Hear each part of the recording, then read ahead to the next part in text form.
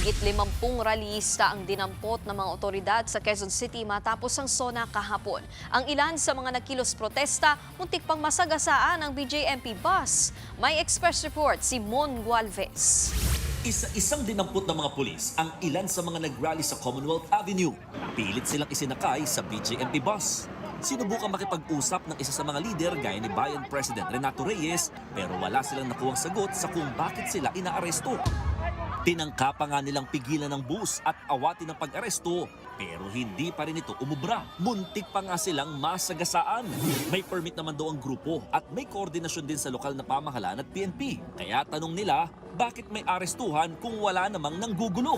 Ngayon lang ako nakakita ng SONA protest na may mga BJMP bus na nakaparada. Talagang mukhang planado ng pulis na manggulo at mang-aresto. Hindi rin daw may tuturing na maximum tolerance ang muntik na umanong pagsagasa sa kanila. Paliwanag naman ng PNP chief. We have a reason to have a valid arrest and they were accosted because of violations of ordinances and special laws. Lalo na yung magtatakip ng mukha, bawal naman magtatakip ng mukha. Ayon pa kay Nartates, nasa 50 na ang naaresto at posibleng madagdagan pa.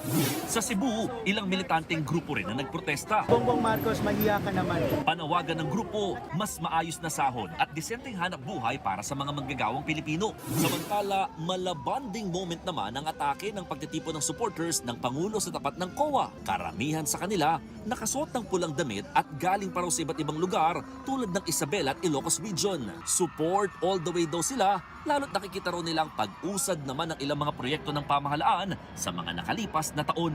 Nagbabalita mula sa Frontline, Mon Gualvez, News 5. Mga kapatid, Nikki de Guzman po. Para sa pasada ng mga rumaratsyadang balita, mag-follow at mag-subscribe na sa social media pages ng News 5.